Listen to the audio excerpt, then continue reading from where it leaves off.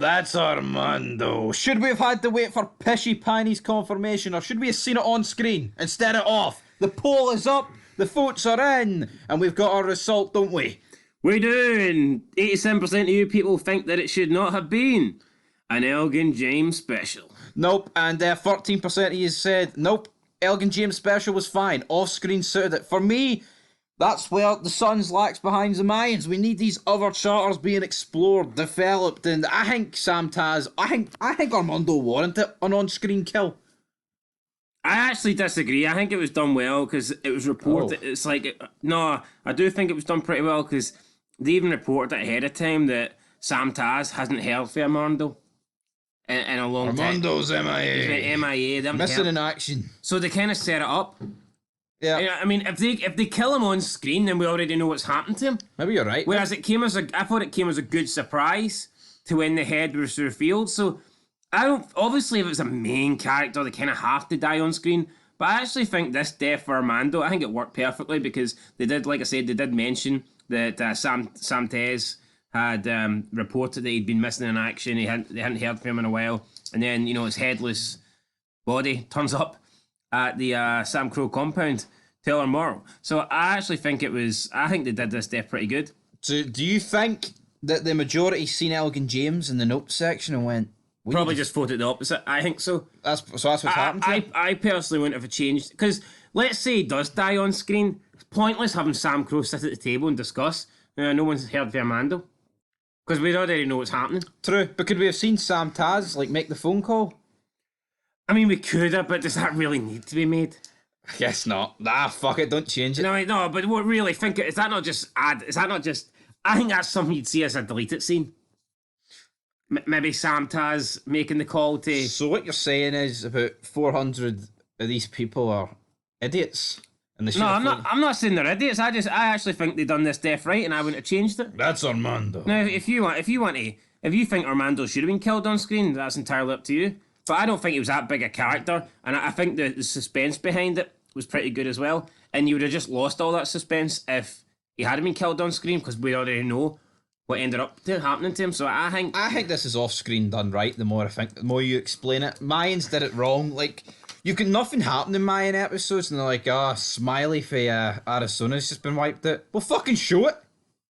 Because the Mayans shown a lot of those sort of deaths unaffiliated. Charts. And then when they do find his head, it's not like technically it's not off screen because they're discovering the body, So I mean, it is what it is. That is what it is, guys. We're going to look at your comments. Let's see what you guys are saying. I've got a feeling there could be a lot of Elgin James hatred in the comment section. All 4 of them. All 4 of them. Well, you know what? Fan mail. Oh, who did Elgin kill off screen? Pretty much everybody. Yeah, I mean, there was a. Here, who did Elgin kill off screen? Do you not remember the final shot in the clubhouse? Is this some sort of sick joke? The fucking 6 members get killed off screen in one scene.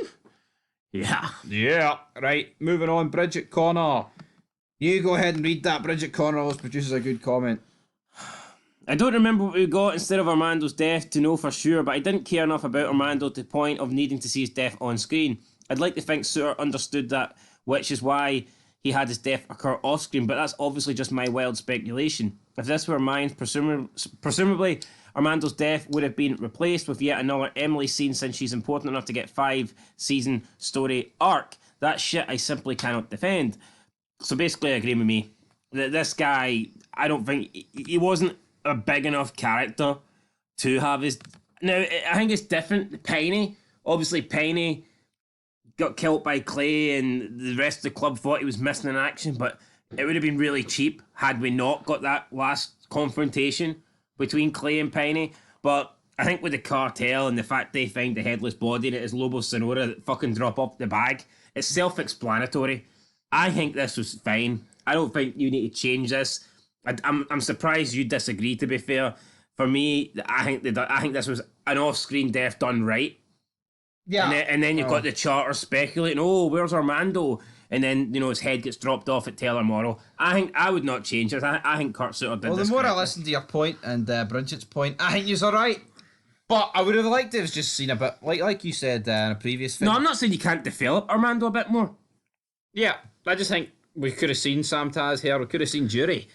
Jury boy, can he not have turned up when Abel went missing? You pointed that out. Where's Jury? Could we not have got Armando in a couple of telemoral sit-downs?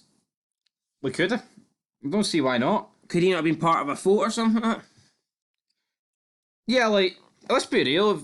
If Lobo Sonora causes so much trouble in America, like, why wouldn't Armando and Sam Taz be called in as extra bodies? Like, maybe the next time we see Clay and Jax meeting up with the cartel, maybe Armando's with them.